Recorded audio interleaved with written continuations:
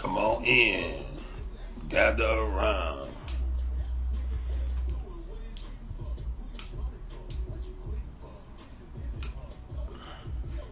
Halito, what's good, you heard me? Got a special guest coming on for y'all today, you heard me? So, y'all come on, get in. There's a lot of craziness going on out there. So, I'm great, you heard me? How y'all feeling out there?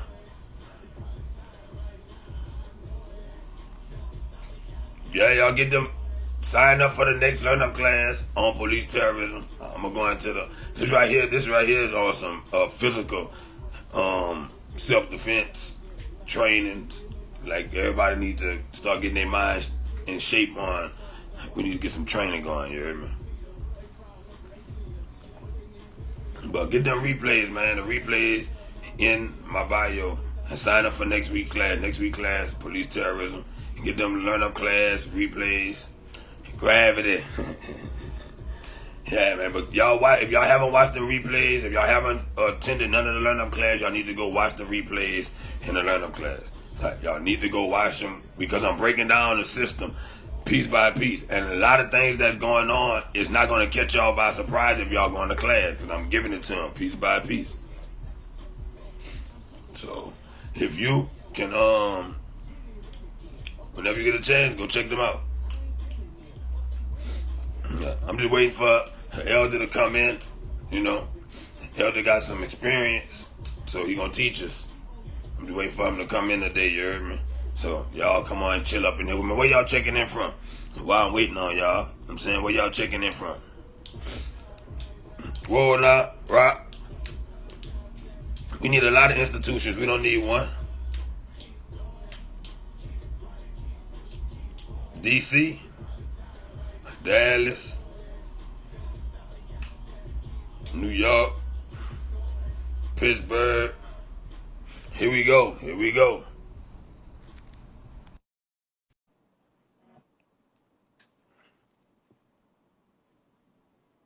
About to bring in our special guest. Baba Balagoon, how you doing today, sir? I'm fine. How you doing? I'm great. How about yourself?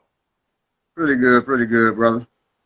So, everyone, this is Master Teacher, Baba Balagoon. I'm going to let him introduce himself. And this is what I want you to do for us, Elder. I don't want you to hold back on your credentials because I need them to know just what we have in our community and what they don't know is sitting right here in our community. So I don't want you to hold back on what you have accomplished and what you have done. I want them to know exactly who they have sitting in front of them. Yes, sir. Well, my name is Balogun Ojtade. I'm the master instructor and founder of the African Martial Arts Institute. I've been training in indigenous martial arts for 48 years. I was formerly in the military, special forces, and my MOS, that's military occupational specialty, for those who don't know, was an 18 Foxtrot. And that is intelligence and operations specialist. I was an operator with special forces. Special forces is people call it Green Berets. Their mission and their motto is to free the oppressed, which means they play, we know they're not freeing the oppressed. Their whole thing is to play a game, is to appear as if they're freeing the oppressed, because that is all part of the mission of counterinsurgency, which is the true mission.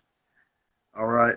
To get the people on their side and train them to fight their own people. That's the job of special forces. So that's his military background. Also, he's an author. So before we get off here, I'm going to make sure that he plug his books so y'all can know that it's also writings, as also physical hand-to-hand combat training that you can learn. But it's also books that he has also written on self-defense, urban self-defense. You see it on the flyer for what we need to do.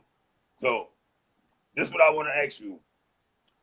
What is the real definition for those out there that's listening?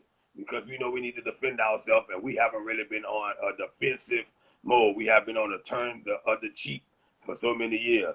So now it's time for us they finally waking up, so we need to defend ourselves. So first off, I want for you to define for us, what is the definition, or how do you really define self-defense to you? Okay. One, I'll say that we use self-defense because that's commonly used, but really we should be dealing with self-protection. All right. So we need to change the word, and then that's the first step. Changing the verbiage from self-defense to self-protection. Yes, because if I'm using self-defense, I'm thinking as a victim. Somebody attacks me, I'm a victim, so I'm defending myself.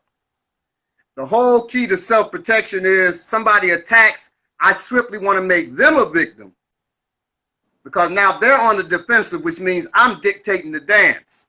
If I'm dictating the dance of warfare, then I am the one that's in control. So if a person throws a punch at me, I don't just take that head on. I move off, what we call moving off the line. I come off the side, strike them. Now they have to follow me, which means they're following me. I'm in control. If they're following, I'm leading. So the whole thought process is self-protection, not self-defense, because we want to be offensive. If somebody tells me, I'm walking with my wife, and somebody said, man, I slapped your wife in the mouth, I'm going to wait for them to try to slap in the mouth to block. That is foolishness. Right? So as soon as he said, I'm going to slap your wife in the mouth, well, that's when I attack. And he becomes a victim, and he's now running because I'm slapping him. So that's how we want to move. Why is self-defense important? Self-protection important, not self-defense. Why is self-protection important? Self-protection is important because all that we learn, all that we have, if we can't protect it, it will be taken from us. It will be taken from, especially in this environment where we've been locked down and people aren't working and they're hurting for money. It'll be taken by a neighbor. It'll be taken by the military as they try to come through our neighborhoods. It'll be taken by police. Part of what we have is our life. And that's being taken from us because we don't know how to properly protect it. You know, there have been attempts. We saw what happened to our brother when he was running and those brutal white supremacists murdered him. He grabbed the shotgun and tried to protect himself, but he didn't really know how, unfortunately. Now, we don't blame the victim, but it's a reality that we have to become skilled so these things don't continue to be what happened to us. Yeah, because we getting hunted right now, even in Chicago. Like the Latin gangs now in Chicago, they say they setting up, hiding in vans, jumping out on us. And that goes into my next question. Couldn't you speak on situational awareness? Because I think that a lot of us don't pay attention to our environment around us whenever we are out and about. I don't think we put too much emphasis on the situations we're in and the awareness that we should have when we're out and about.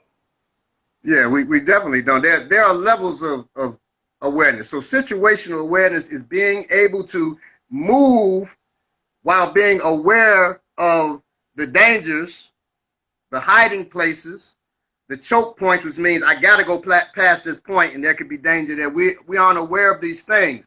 One of the levels, most of us, we're in white, which means you're totally not prepared for anything. Your face is in your phone. Wait. You got your earphones on. You call that we're in the white? That's white. That's what you call it, in the white? In the white. All right. So you're in the white level. You're in the white. You're not hearing or anything. In fact, the military, when they get ready to move on you and they're targeting you, they say, okay, he's in the white. She's in the white. They're looking at the phone. They're watching how you move. You're listening to your earphones. You're looking at your mobile device. You're in the white. Head down. You wouldn't even see if they came up and hit you with a car. So that's the lowest level, right? Basically, you consider sleep. Next is yellow, which is what we should be. That's what I am right now. I'm sitting, I'm talking to you. But if somebody kicked in that door, I'm ready to rock. That's yellow. Orange is I'm in combat mode, but like if I'm out and about, if I was out where they're having the uprisings at, I would be in yellow. I'm ready to deal, right? But I don't have my weapon out, anything like that, but I'm ready. Red is the highest. That's when I am in combat. I'm doing it. I'm throwing down. That's the red. So those are the levels. We should be at yellow if we're out of our beds and awake. So we should always remain at yellow. Yes. We can't remain at orange and red will burn out. So we should remain at yellow, and then I'm outside, right? I'm walking. I'm at yellow. I'm observing. Then as I'm walking, here come 5 white boys up the street. And they're moving fast and they're on my side. Well, now I'm going into orange. I'm ready. If they walk past, I'm watching them as they go past. I stay in orange until they're a good distance away. If they make a move towards me, we're in it. Now we're in the red. So that, and after I'm done, I break out. I'm still in the orange until I'm somewhere safe, and then that comes down gradually to yellow again. It does not go to white until I go to sleep.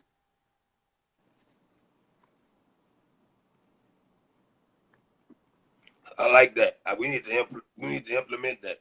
Just for us to even be speaking that verbiage, pushing that verbiage, that narrative through social media to tell them, like, look, man, y'all got to always remain in the yellow so we can always, yes, like, that's not something that we say to each other enough for that to stay. And that's something that after this right here, Rocky here gonna tell you, gonna be like, you know, Raspy started using that every day after that. But now they're gonna start hearing that from it. Like everybody on this live, they're gonna know whenever I be like, all right, y'all, you know, we in the yellow, we headed to orange. Like now I'll be able to use this, because I had never heard about this. I had never been to the military. So I had never heard about this till now, but it makes all the sense in the world. And we need signals to go back and forth.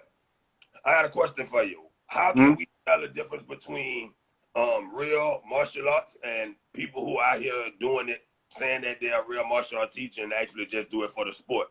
So our people don't be going to the wrong people, thinking they're actually getting trained, and this person is actually doing this for a sport. But being that he's been doing it and you haven't, you look at him as somebody that may be skilled because you haven't been doing it. Right. Well, now when we say sport, there is one sport that is effective, and that's judo.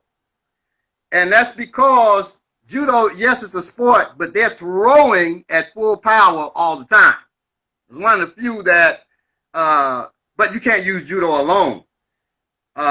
If somebody pulls a knife on you, then you best be using something that deals with using the tool yourself, okay?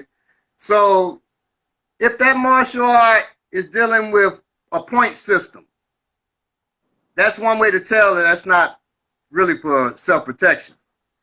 It's good for getting your body in shape, but if I'm flicking, kicking, and a judge is saying stop, and that's how we spar, that's one indication that that is not for self-protection, and that's why you'll see a bunch of children doing arts like that. That's good for their coordination, and teaching them honor, and good sportsmanship. But that same system, which I'm not going to name, but people know what I'm talking about because they use a lot of kicks. People know that you're not going to see them pick this up. In fact, I know an instructor, high-level instructor, who said to me he's tired of folks talking about knives. He's tired of folks talking about knives and carrying guns and things of that nature. But that's because he's drunk the Kool-Aid, thinking that somebody pulls out a knife on him, he's gonna kick it out their hand. If you are kicking, some students of mine, we went to a large conference, martial art conference, and we were knife fighting. And the people who were doing it against us had no clue. So they are trying to do rolling kicks, jump kicks to knock it out of our hand because they were terrified of how we were cutting them up. But your leg carries your femoral artery. So when you kick that big leg up and I stick you with this knife, you're going to be leaking, right? So this tiny little knife will beat that big old leg because you got those goodies right there for me called your femoral artery. And the femoral artery runs from the groin all the way to 4 fingers above the ankle. That's a lot of cutting area I can work on. So we don't kick against a weapon. So when you see those kind of things, you know that's unrealistic. It's impractical. So you know that is fake. I don't want to say fake because these people have spent 40, 50 years in this. So they're real about their training, but they have no clue. They're just as clueless as a person who never trained when it comes to self-protection. See, and a lot of people would have been, like someone just said, they was about to enroll their son in the martial arts because she thought it was going to be for probably self-defense. And the whole time it probably would have been just for getting them in shape. So do y'all teach the youth? I know y'all do, but I just want them to know that. Yeah, so we teach from 6 years old on up. We don't have a children's class. So the newer assistant instructors, they teach the children. Because one, the children should see adults training so they know it's something to do for all your life, right? And when we put it on the children, we're not putting it on like we put it on an adult, but we're not playing. My son, when he was sitting in his stroller, he would be in class and we would look over and he's throwing punches from just observing us. And then we get him on the mat. The chief instructor under me, that's my right-hand man, Akin. He's from England. He's 6'4", 200. When he first moved here, he's like 240 pounds big. Dave was a little boy. My son. He's 17 now. I have 8 children. And he's my second youngest. But he would try to throw Akin. First, he couldn't move him. Then after a while, he could throw him. So he went to a private school here. And they have been doing another martial art. I started teaching them. And everybody said, can I fight your son? Can I fight your son? And at that time, my day was only 6. I said, sure. If you want to, a 10-year-old boy. And he's trying to put it on my 6-year-old son. And Dave looks at me. I said, do what you do, son. And he grabbed the dude and slammed him, boom, on his head. Boy's crying. He's all messed up because he was trying to do some other stuff that was not working. Right. Martial arts, and your son was on some self-protection. That's 2 different things. Exactly. Being with the crisis, with the pandemic, so I know classes haven't been going on, but I also have seen that you have started having online classes. Yes. So can you inform anyone how can they get in the online class or register for that? Mm-hmm. Yeah, so they can register by hitting my Cash App, which is $ Balogun Ojtade, BALOGUN OJETADE, right? The online classes are $15 a month.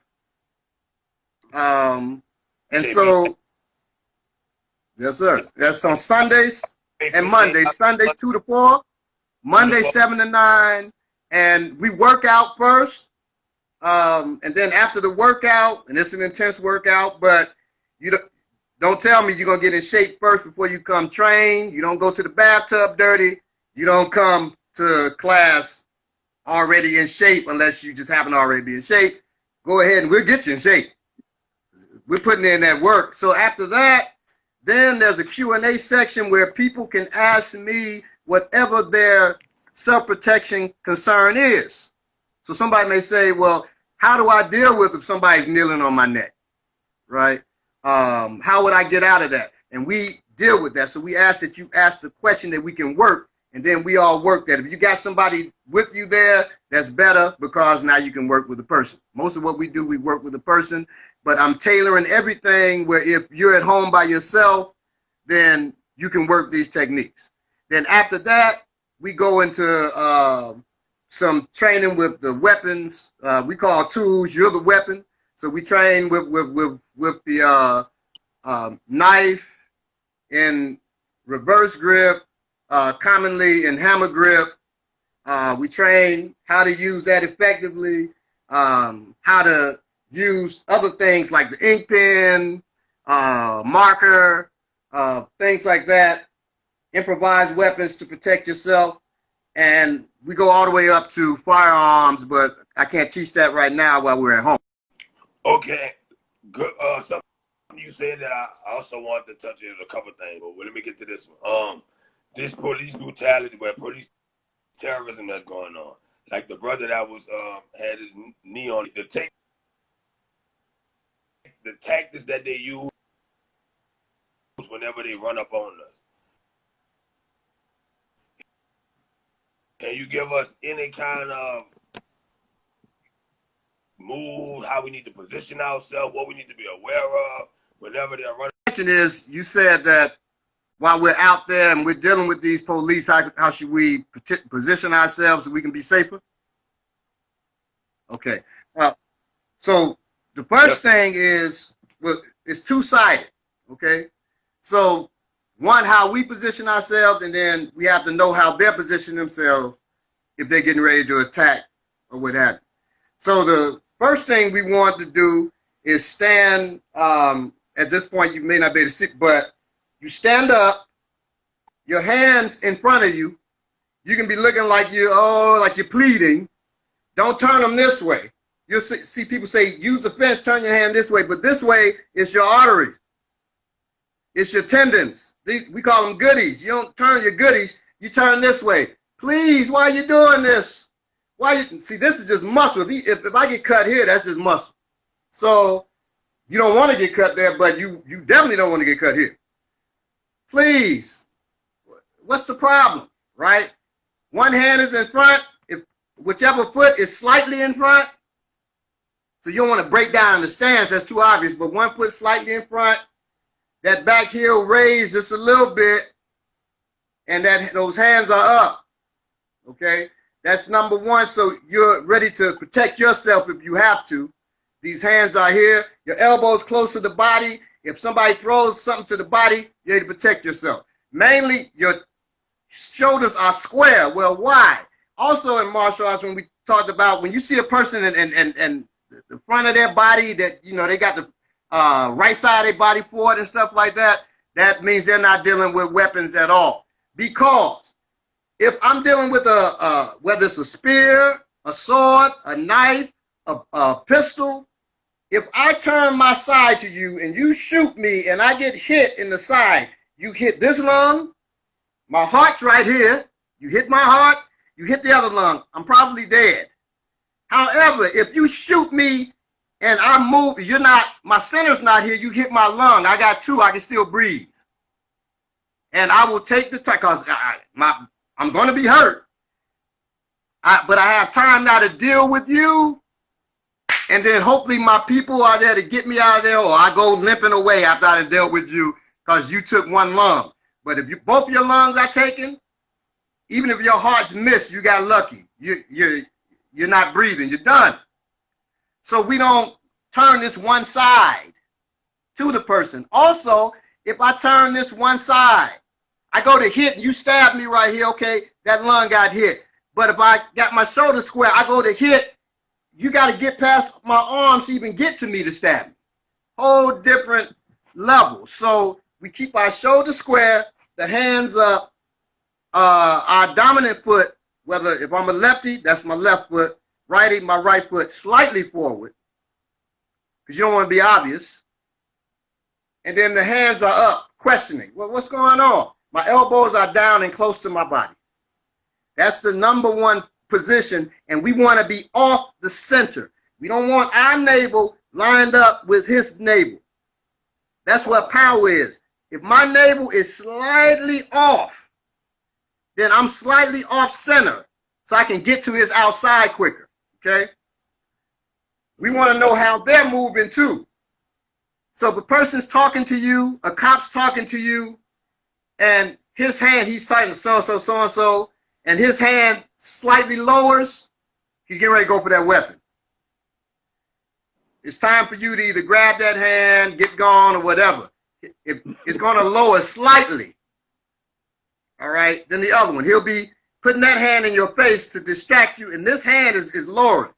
Some cops, they had their hand already on their pistol like it's a hand rest. He's planning to pull that. So all those things you have to know. Okay. In the military, you're not going to know it. I always tell people there's a difference between when the military comes and the police. The police, they're trained to arrest, detain, and they happen to be brutal. The military is trained to kill. Even the cook is trained to kill. So their mindset is different. That ain't saying it to be afraid of them. That's saying that so you know you cannot play with them at all. You cannot negotiate. You can't crump in front of them like I saw the video of somebody crumping in front of the police. Because they'll say, you got 3 seconds to move, you're still crumping. They'll shoot you and they'll say, anybody else want to dance? So you can't play. These aren't people you play with. You can't hug them like some fools hugging the police. Nothing like that. You just, they'll say, he was reaching for me, I shot him. And they won't care. So you have to be prepared. Now the military, when they come, if they're holding a firearm, all right, usually they hold, if it's a long weapon usually, but if they have even a pistol, they're holding it here. It's at the ready right here in the front. And their shoulders are square too, because they're trained not to be canted with their bodies. With them, you definitely want to be slightly off the center, but not so it's obvious, because then they know that you're trying to work their side. So be slightly off the center. And when they get ready to move towards you to fire, because once again, they got to move towards you. That means you're dictating the dance. You make that move quickly around to their side. You get out of there if you can.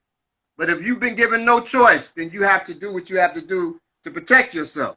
Now, I always say, I'm not trying to throw an elbow technique against a dude with a pistol. Okay? That's all I'll say on that. But so always have a tool with you. It's you know, it's just good. It's wise to have a tool. I don't leave the house unless I have at least 3 of these with me of different sizes. Tools. Come on, get them some tools that you feel that they should have to personal carry on them in their house. Go down to your list. So a knife is one of the best things you can have. I prefer a knife to a pistol. You say, what? I didn't carry a pistol. I said I prefer a knife to a pistol. Because that pistol, if it runs out of ammunition or if it jams, you got a paperweight. But this here, if it touches you, you're going to open. Also, in the 21-foot rule, and we have worked this and proved it, if I am 21 feet away from you and your pistol is in your holster, my knife is out, I will hit you with a deadly cut before you get that pistol out and hit me with a deadly shot. And that is proven. Some people say that's impossible. Every time people come to my class and say it's impossible, we prove it.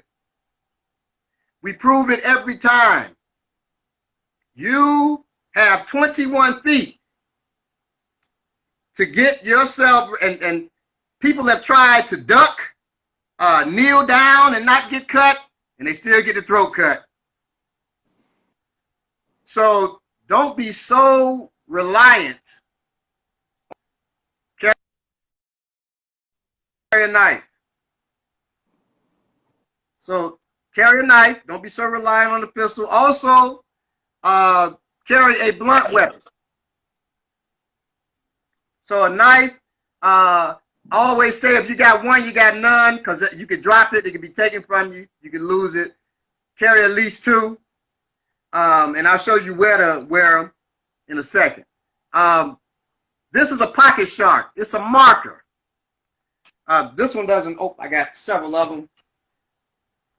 This one, it opens up, you twist it, and you got a marker. So it's just a marker. You can take this on a plane. It's just a marker made of a polymer material. But in your hand, you just hold it in your hand like this, okay? Put the thumb to cap it if your fingers aren't strong enough. And then you just do like you're hammering a nail into wood. Somebody grabs you, you hit that hand, because you always want to attack the delivery system. After you hit the hand, now you may hammer their neck. You may hammer their head. You're just hammering. That's all. Just hammering. That is a pocket shark. Very hard, made of polymer, okay? To carry that knife or pocket shark, you put it in your low pocket. Low pocket means it's closest to my side. It's closest to the side of my thigh. Don't have it the one closest to your groin, because that's your high pocket. If I'm taken down and somebody's on top of me, it's in my high pocket, their knees and thighs are going to get in the way. I won't be able to pull it. But if it's in my low pocket and their knees are there, I can still pull this out and go to work. So have it in your low pocket. That and the pocket shark. It has the clip like an ink pen. You stick the pocket shark in your pocket and you let the clip onto the pocket. Okay? So those are two things that you should look into carrying. A good knife is expensive, but you can get a knife for $2-3 at the gas station. Just have a bunch of them because they're not going to last you long. But a good knife is going to cost you anywhere between $40 and $400. Don't go for the $400 unless you're trained. You don't need that. This here, this is an Emerson.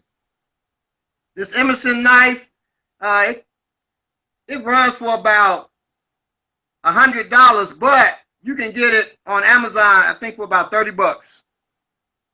It has a wave on it. This little thing, this wave, when I pull it out of my pocket, it catches the material in my pocket and it opens just like that. So as soon as I pull it, it opens up. So you want to get it with a wave if you can. In fact, Emerson Knife Company is the company that created this wave. It doesn't have a wave. The way you want to open it is when you pull it out, you flick it down. So I can push the thumb part out, and then I flick it up, and it's out and ready to go. Okay. I put my thumb here on this little round nub. I push it open a little bit.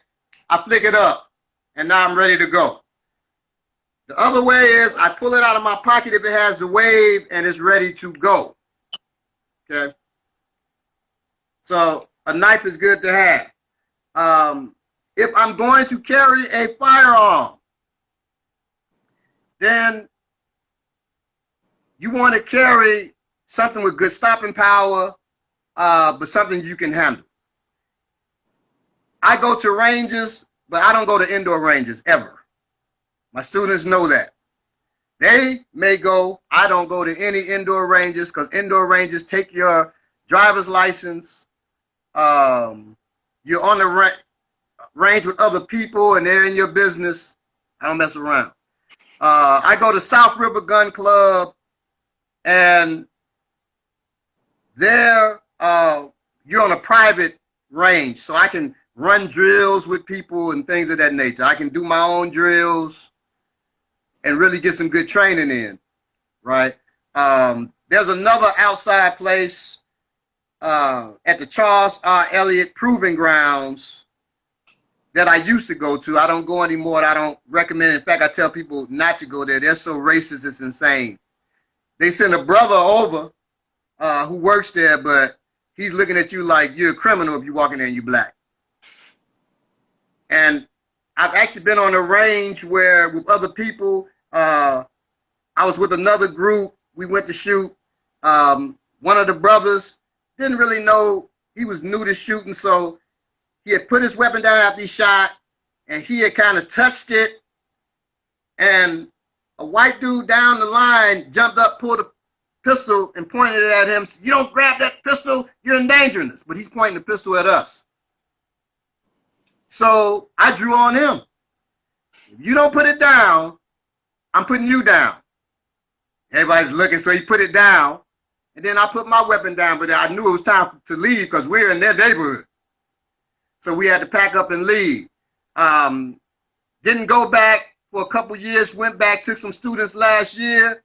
And as soon as we got there, they were treating us like we were criminals. So we packed up and went to South River. So I always tell people, go to South River Gun Club if you know somebody that has a membership or if you can afford a membership there. What kind of guns should they use in their home for self-defense? Home guns. So I always try to recommend for home a shotgun with number 6 or number 4 buckshot or lower. The reason why is because, I mean, if you only got a pistol, you got to deal with what you're dealing with. But if you can get a shotgun, 20 gauge, 12 gauge, 20 gauge, if you can't handle the recoil of a 12 gauge, if it has number 4 buckshot or less, it doesn't over penetrate. That means it doesn't go through the wall. So you don't have to worry about hitting somebody. If you miss, it's hard to miss with a shotgun because it spreads. But if you miss, if you shoot a slug of a shotgun or a pistol or worse, a rifle, that can go through the walls and kill innocents. Your family, more importantly, right? So unless you're really running drills where somebody comes in and your family knows they stay behind you, they get to your room or whatever, maybe you stay in the room, because one tactic is to stay in the room. Your door becomes a choke point. And as anybody who comes to that door, you fire. That's one way you can do it. And you can use any firearm for that. You don't have to worry, you know your family's behind you. But if your family's spread out in your house, shotgun is the best thing that you can use. And especially if you got to move through the house to check it. Because you're not going to over penetrate with that. But once again, if all you have is a 38 revolver, that's all you can use right now. You know what I mean? But the best thing is to have a shotgun for home protection for that very reason. He said a 20 or 12 gauge because the thing is lacking. He said a 20 or 12 gauge, and that if it had to be a number 4 buckshot or less, and that is to stop the buckshot from penetrating through your wall in case your family is throughout the house and y'all got an intruder and you got to shoot and your family throughout the house. You don't want to, if you miss, you don't want it to go through the wall and hit your family members. So he was saying for in-home protection, excuse me, your shotgun should be number 4 or less in buckshot, so it doesn't. And when I say number 4 or less means that number's higher. So don't go 3, 2, 1 or double aught buckshot. Those are larger shells. When I say less, I'm talking 4, 5, 6 buckshot or birdshot.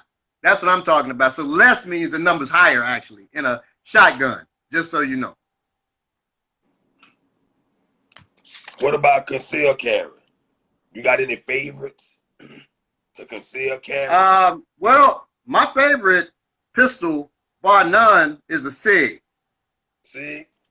Yes. The SIG P229, it has interchangeable barrels, so it can shoot 9mm, 357 SIG.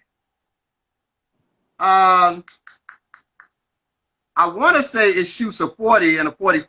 I don't know if it shoots a 45, but I believe it shoots a 40 as well, but it has interchangeable barrels. But the SIG is expensive.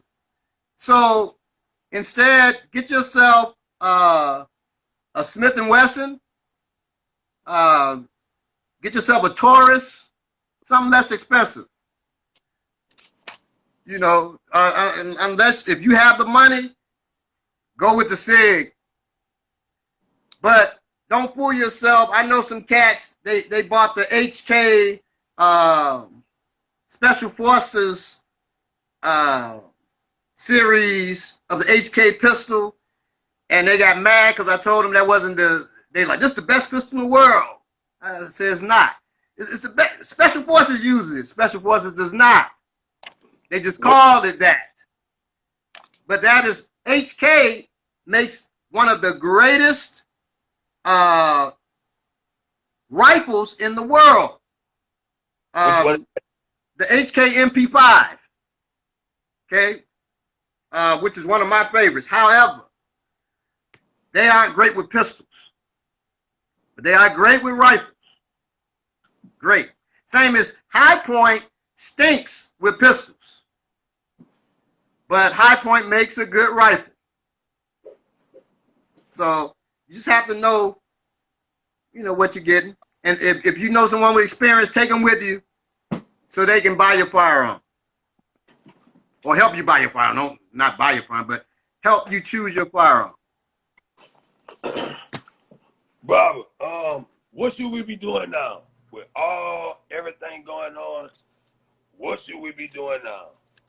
Okay, number one, well, we talked about tools. So we should be getting tools. And when I say tools, I mean knives. I mean firearms. I mean blunt weapons. But you can have all those in the way, and ammunition, of course. You can have all of that, but if you're starving to death, or even just hungry, you're not going to be shooting nothing. So also make sure you got your water and food supplies up. During this time, especially, they're going to enforce curfew. They tried it with, like you said, the pandemic.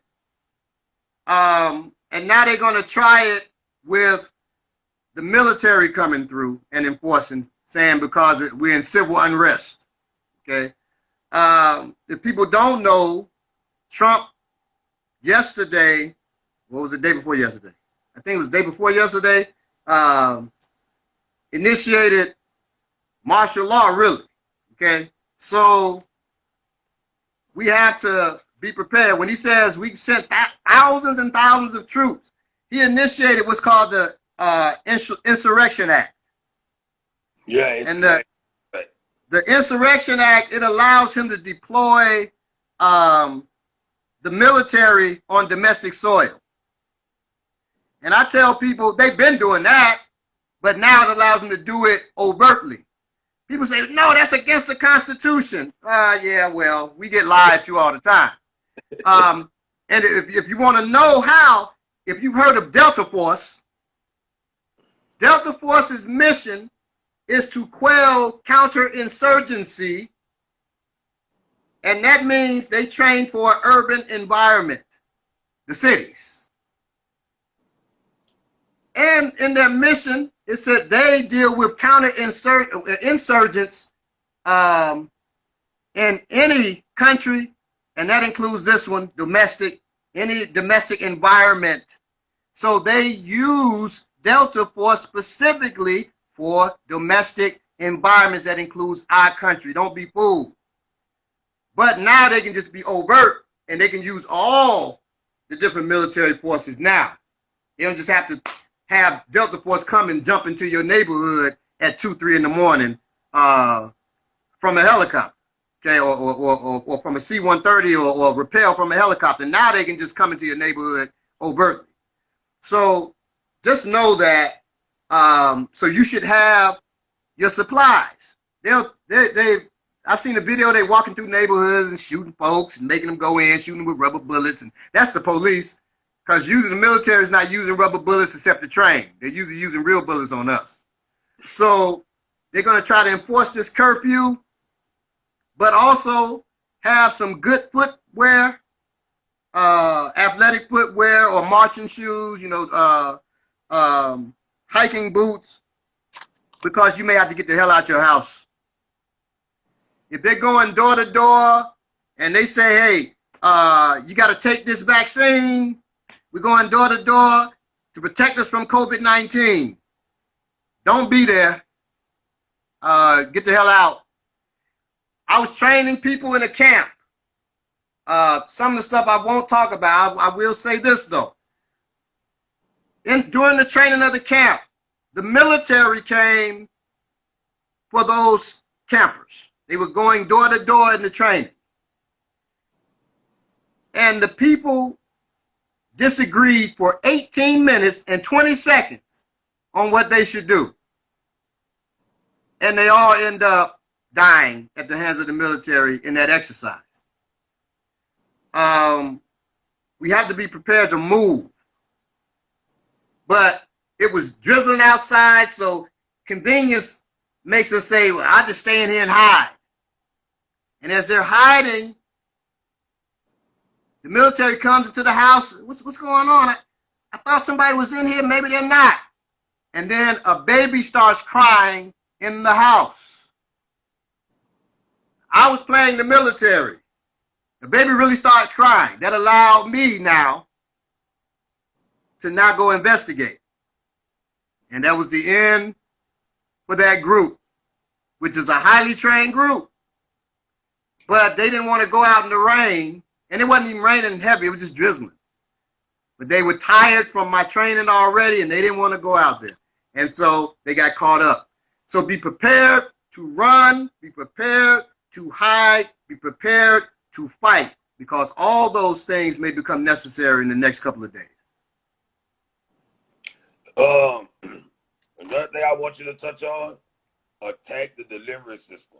I don't think most people probably have never heard anyone just go into detail, even just using those terminologies. Attack the delivery system. They don't know what that. They probably don't know what that means. But can you explain that for everyone? Yes. So when we attack the delivery system, we attack what is coming at us. Normally, that's the hands. So if somebody's trying to punch me, I'm not going to block it and then hit them in the face. A lot of people, we like to head hunt, hit the face, but the head is very hard.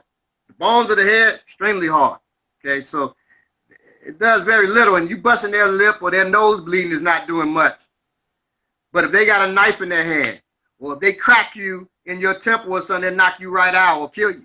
Okay, so we attack the delivery system. A person punches, I throw an elbow at their punch, the small bones of their hand, or I throw a punch at their punch. We call this a ginger fist, striking with these knuckles. They throw a punch, I move off, I hit the back of their hand. Okay, more than likely, I stab the back of their hand because somebody knuckles up with me. They were foolish enough to throw up their guard. Thank you, because I'm throwing up mine too. Say, well, that's not honorable. Get out of here. I got 8 children. I got grandchildren. I got a wife. I gotta go home. I'm 52 years old. I'm not playing with you. So you throw a punch, you're getting stabbed in your hand. Now when that hand backs up, now I'm hitting something else. Okay, so that's how that works. We attack the delivery system. Somebody's choking you. You could hit them in their throat, and they're gonna let you go. Trust me. You push that. We call it grabbing a potato chip. You just push like you're holding a potato chip. Push into their throat, and they will back away from it. Okay, but one of the best things to do, if you can't stab that hand, or you hit the small bone in that hand, because that's the delivery system that's choking you. So you destroy that. Just don't grab their arms. Because if you grab their arms, if you squeeze your own wrist, it makes your fingers close. Well, if they're choking you and you grab their wrist, you increase the choke on your neck. And a lot of people, they'll go to the wrist to squeeze. Don't do that. Strike the hands or strike the neck, and as they're letting go, then you strike the hands. So you destroy the delivery system in that way. If they were kicking at me, I would destroy the delivery system. Either I would attack the leg they're kicking with, usually with a knife or with an elbow striking into the thigh, which is this is a nerve plexus in the front of the thigh. Or I would do what we call cupcaking. As they're kicking, I go and kick their support leg and snap their knee.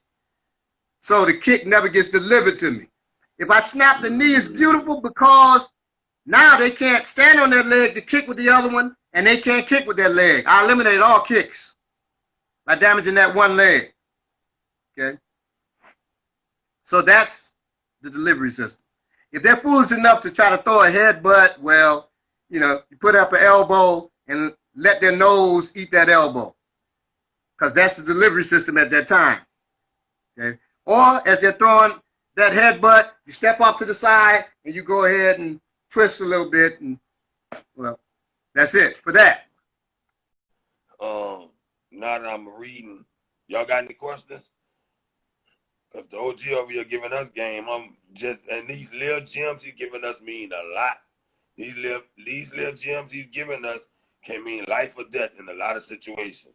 Just knowing that, now I know that if they ever walk up on me, my neighbor, I should never be neighbor to neighbor. Like, nobody has said that small thing, that instant, that split second may be the split second you need to move to the side, just because your neighbor lined up.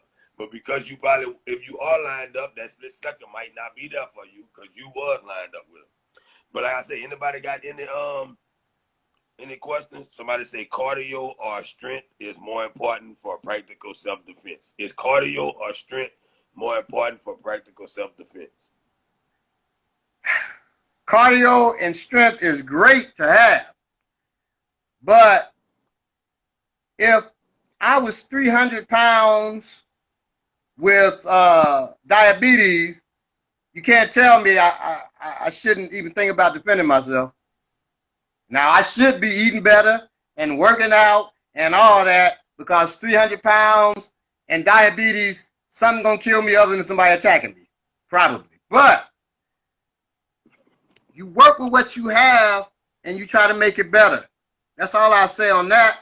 But I will say, yes, a person that has more cardio, more endurance, which is the most important, more strength than you, they have an advantage over you. It'd be a lie to say they don't. So when I train people, I let them know the African martial arts, 70% of the technique come from women. And that is great, because the ancient African who was wise said, I got to learn how to protect my village. I got to learn how to protect my people. How do I do this? Well, if I go to a man, if somebody comes to me, I'm 6'1", I weigh 210 pounds. I may rely on strength. But if you go to a woman that's 5'1", 110 pounds, to deal with somebody my size, they have to rely on technique. So we went to women and they came up with great technique. And so then from that great technique, we added our male strength and aggression. And so now those great techniques become even more effective. So when people tell you strength doesn't matter, endurance, size, speed doesn't matter, that's a lie. It does indeed matter. But you can equalize that with intelligence. So it's a law of opposites. If somebody's meeting me with great brutality and strength, I meet them with great intelligence and finesse. You have to be able to turn on both. In order to turn on both, then yes, you have to work out, but you also have to study. You have to build up your endurance, but you also have to build up your technique. I've had many people who are professional athletes or former professional athletes try to touch hands with me, and they get dealt with at my age because I've got more martial intelligence. I'm not saying I'm more intelligent than them, but I definitely have more martial intelligence than they have. So I know what to do to make them position themselves so I can end that encounter. So all the time. My students were there when a brother who used to play football, huge, 270 pounds. People said, how would you deal with him on the ground? So I got down with him, and he's 25. I'm thinking he's going to take it easy on the old man. He's going off, trying to handle me. After about 5 minutes, he was handled. Okay? And he was just wondering, how did that happen? And it's just because, yes, he has more physicality than me, but he does not have more skill. Skill trumps strength. And that's the truth. But if you can build strength, you can build endurance. Sport.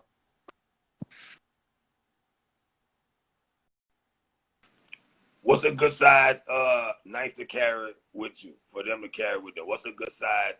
Cause I see it. I've seen that question a few times. What's a good size knife to carry? Depending on your state, they may have sizes. I can't tell you. I don't care about what they say. I can tell you I don't care about what they say. I can't tell you not to care about what they say as far as the length of knives. But like this one here, this has a 3-inch blade. Okay. I like this is not my main carry knife because the blade is so small. I can't do certain techniques that I normally would do.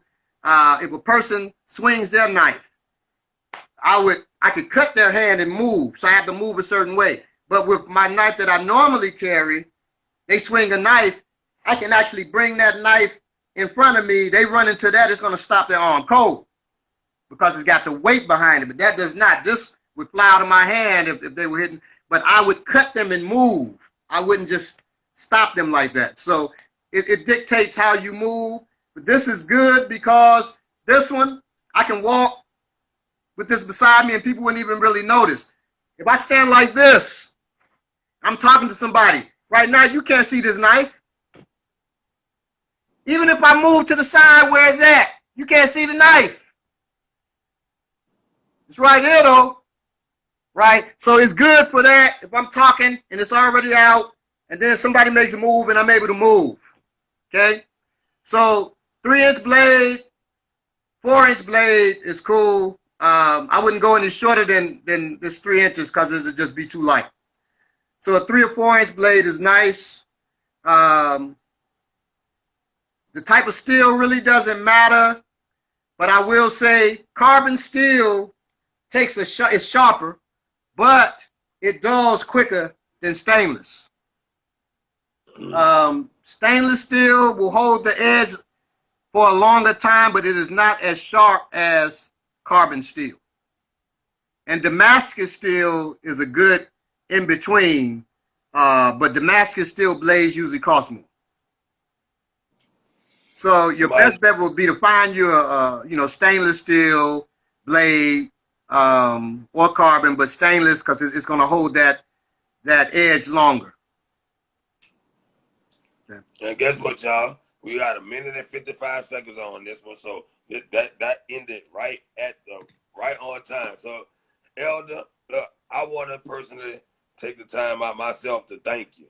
Like, thank you for taking your time out to come and talk to the community, because they need to hear with everything going on. They need to hear from somebody with experience. That's why, shout out to Raspy for even, hit me up to ask me to do this. I want to thank you for coming on. Thank you for supporting us. Thank you for teaching us. His Cash App is right there. All y'all go get in class, sign up. If you want to say anything to him, Elder, the floor is yours. Well, thank you for the opportunity. If you don't know a thing, it doesn't exist.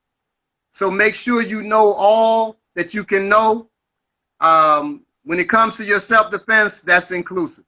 So don't pretend like you know what you're doing because your daddy taught you to punch a bag when you were 7.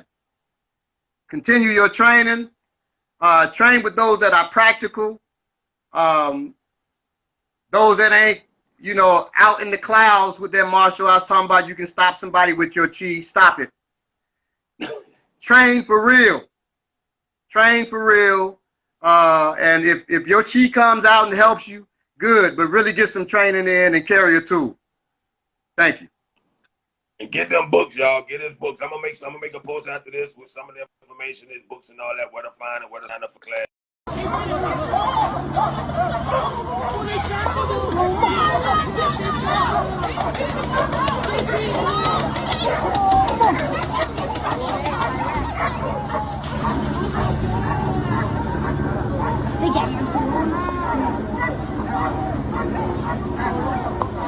كيف حكى له هذا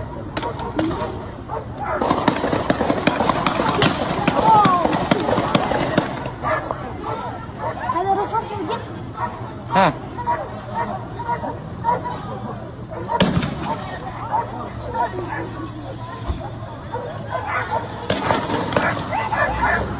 اوه ها اوه دعس العساكر انانيكم واخي ما اطلق قول 10 عساكر